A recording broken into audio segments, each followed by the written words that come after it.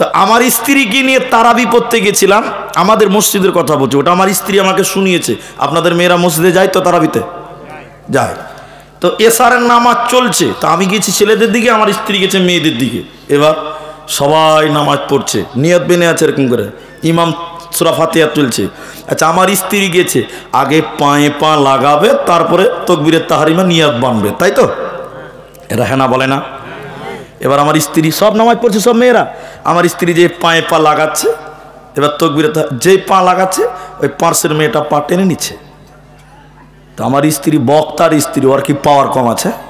ও কি কম মুফতি সাহেব আছে ভাবছেন?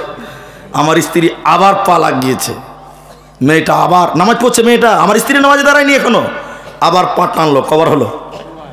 দুবার। আমার স্ত্রী বড় করে দেখছে, গল্পটা আমাকে শুনিয়েছে আর কি। ও আমার স্ত্রী আবার পা লাগিয়েছে, এবার কবার হলো? মেয়েটা আবার পা টেনে লেছে। তখন আমার স্ত্রী বলছে, এই নামাজে পায়ে পা লাগাও।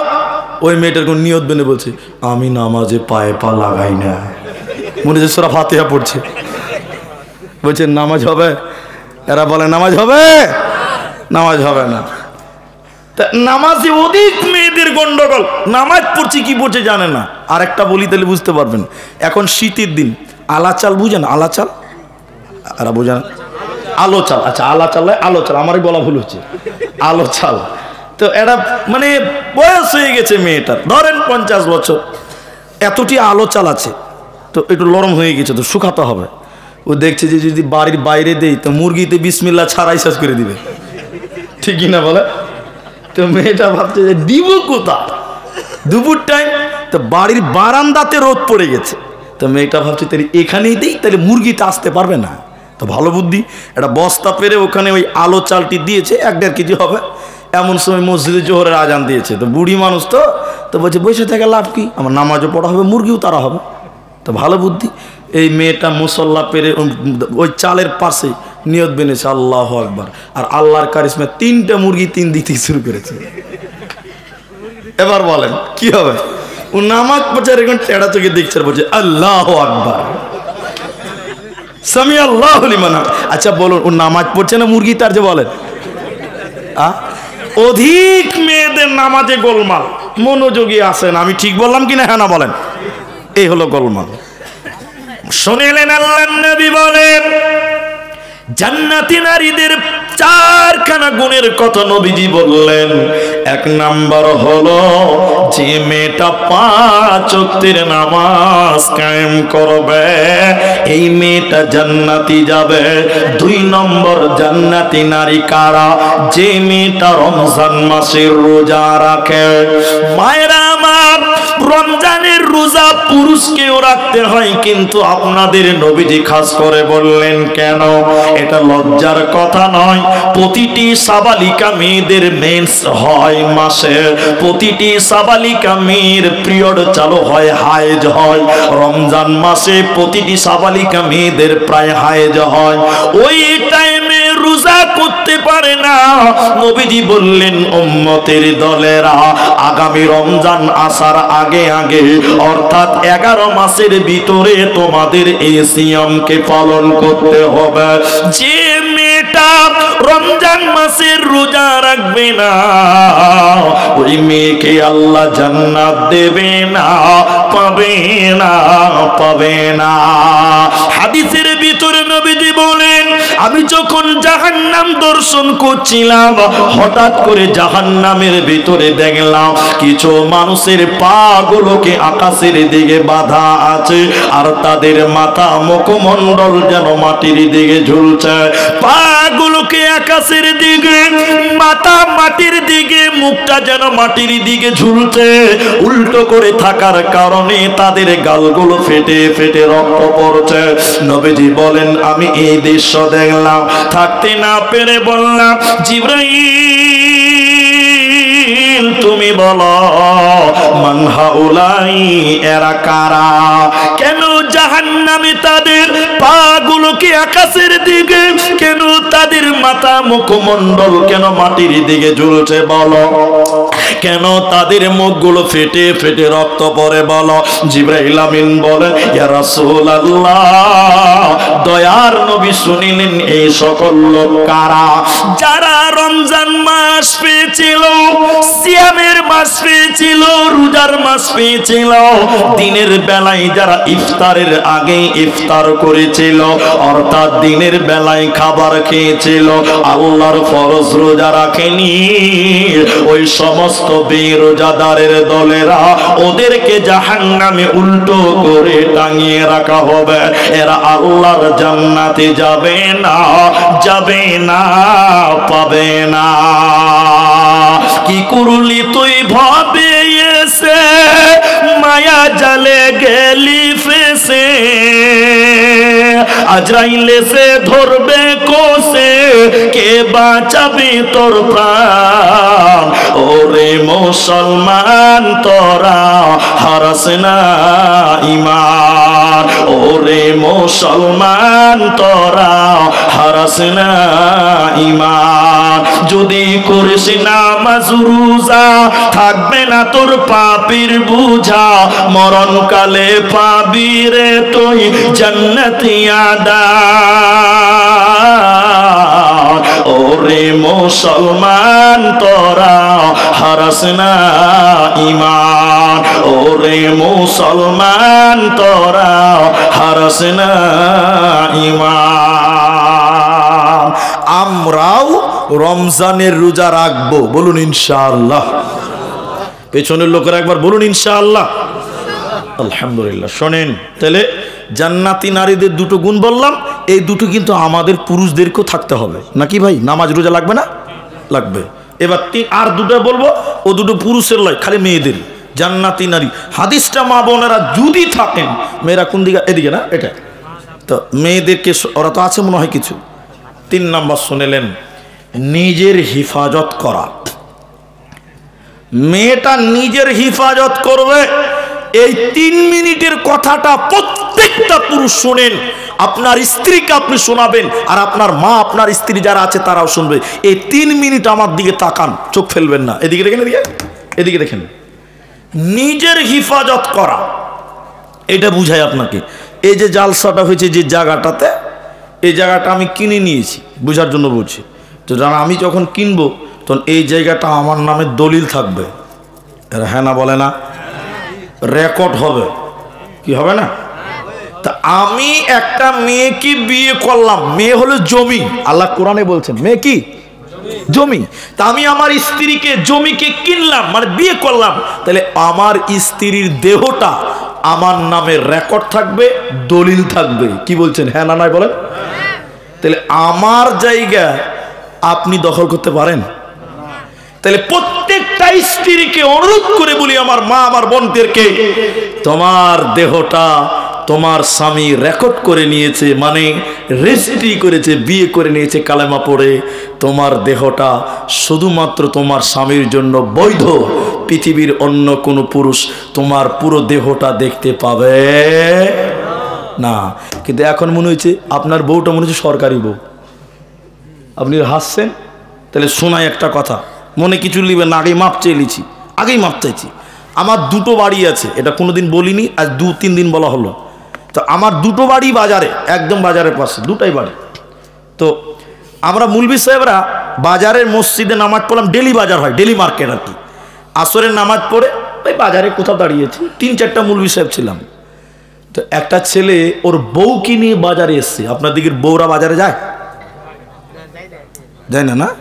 তো এগুলো যে রাস্তায় যারা ঘুরে বেড়াচ্ছে, কার বউ? এটা সরকারের বউ। বলছে যায় না।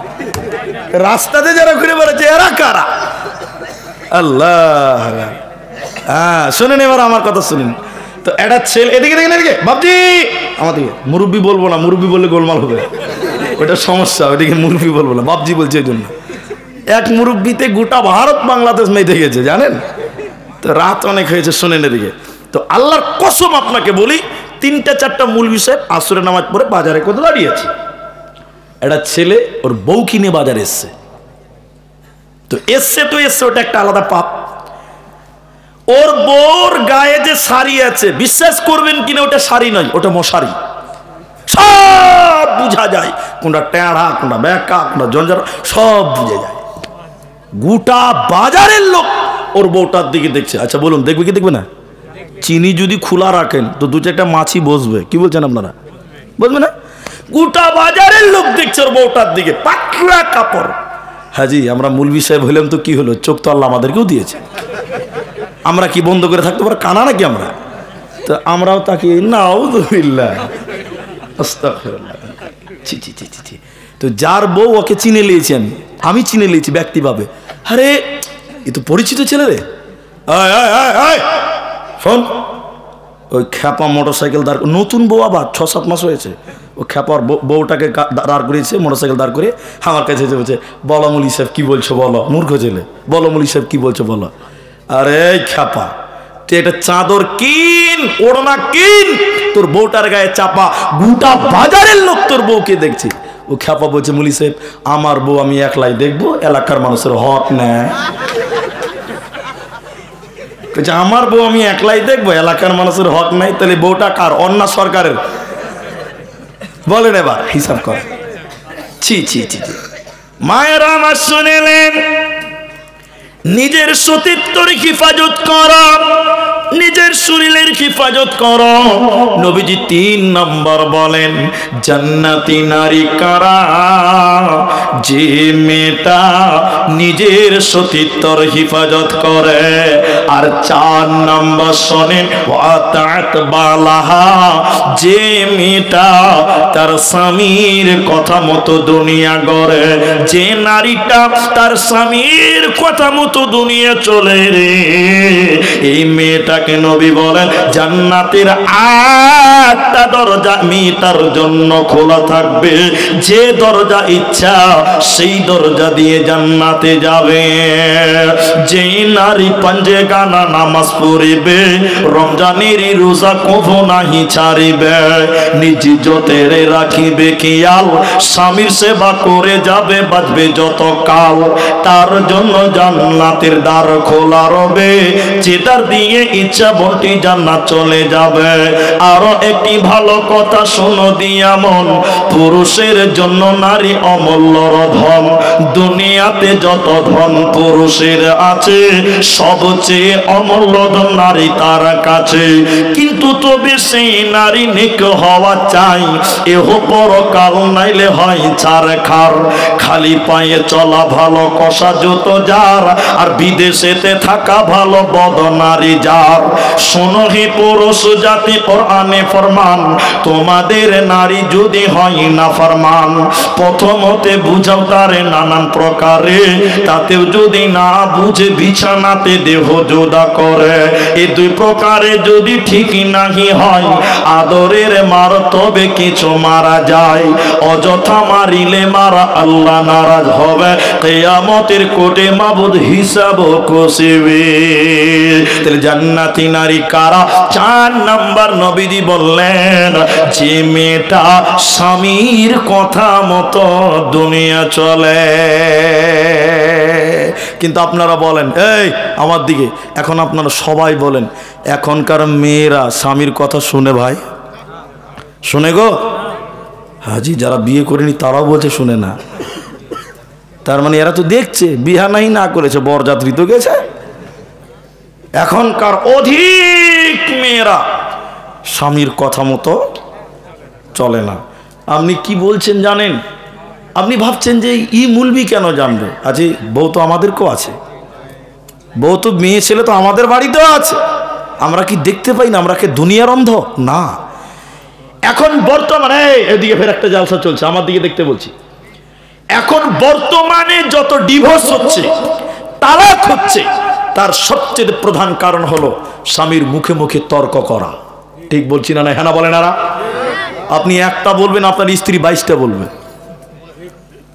এই যে দেখালাম, কাকে দেখালাম যে এই আমি একটা ভিডিও দেখালাম যে দিনাজপুরে 13 তারিখে একটা জালসা ছিল, 2টো জালসা ছিল সেদিন। এটা দিনে আসর থেকে মাগরিব, আর এটা ছিল রাত 9:45 থেকে চলছিল 11টা, এরকম হবে। তো এত লোক কিচ কিচ করছে মানুষ। ভিডিও আছে আমার মোবাইলে, ভিডিও আছে, মানুষের ভিডিও করা আছে। তা আমাকে সভাপতি বলছে, মুড়ি সাহেব মেয়ে ছেলেগুলো একটু আগে আসতে বলো, একটু চুপ করতে বলো। তাহলে আমি বলছি, আমার একটা বউ, আমি একবার যদি একটা কথা বলি তো 22টা কথা শোনাবে। আমার বউ আমার কথাই শুনে না, এরা তো সব লোকের বউ, এরা আমার কথা শুনবে? হ্যাঁ, এরা শুনবে না। আর বর্তমান সময় আপনি একটা বলবেন, আপনার স্ত্রী তিনটা বলবে, চারটা বলবে, আপনি কাবু হয়ে থাকতে হবে। ঠিক বললাম না? নাই বলেন? আজকালকার ছেলেরা হয়েছে বোর গোলাম। আমি হাসবেন না, এটাই বাস্তবতা। কোন মেয়ে, অথচ মায়েরা আমার আসিয়া, ফেরাউনের বিবি আসিয়া, তবুও সে স্বামী হিসেবে ফেরাউনকে সম্মান করেছে। কি বলছেন? করে না? করেছে। সারা পৃথিবীর শ্রেষ্ঠ জালেম, সেরা জালেম ফেরাউন। সূরা তাহরিম খুলে আপনি দেখুন, কোরআনে আজ স্পষ্ট করা আছে। এর পরেও ফেরাউনকে স্বামী বলে মানতে আসিয়ার কোনো অসুবিধা ছিল না। কিন্তু স্বামীকে আল্লাহ মানে নাই। কি মানে নাই? আল্লাহ মানে নাই। আর এখনকার বউরা আল্লাহ, আপনি যদি বলেন বসেন তো দাঁড়িয়ে থাকবে। কি ভাবছেন? এই হচ্ছে জামানা। একটা লোকের নাম বলছি, আল্লাহ যেন তাকে জান্নাত দেয়। লোকটার নাম বলি, আল্লামা দেলোয়ার হোসেন সাঈদী রাহিমাহুল্লাহ। আল্লাহ যেন তাকে জান্নাতবাসী করেন এবং তার জীবনের ঘটে যাওয়া ভুল ভ্রান্তি যেন আল্লাহ মাফ করেন। বলুন আল্লাহুম্মা আমিন। তিনি বলছিলেন, তিনি বলেছেন একটা মেয়েদের জালসা করতে করতে, কি বলেছেন জানেন? এদের শুনেন, একটা বুড়া, একটা বুড়ি, একটা বুড়াটা চায়ের দোকানে বসে আছে, খবর টবর পড়ছে আর কি ব্যাপার। আর বুড়ি গেছে নদীতে থালা মাছতে। এখানে নদী কত দূর আছে ভাই? পেছনে আছে। নদীতে গেছে বুড়ি থালা মাছতে। আর এই বুড়ির পোতা ছিল একটা নদীর ধারে, খেলছিল, বল খেলছে। ভাদর মাসের নদী ভাই, পানি ভর্তি হয়ে আছে নদীতে। বুড়ি থালা মাছতে মাছতে মাছতে টুক করে পানিতে পড়ে গেছে। তো পোতা দেখে লেছে দাদি পড়ে গেছে। এটা হাদিস কোরআন নয়, এটা গল্প। পোতা মারলো তো চায়ের দোকানে, ওর বুড়াকে যেয়ে বলছে, এ বুড়া, খবর পরে পড়বি, আমি ঘরের খবর লাও, কেথা খালি। বলছে কেন?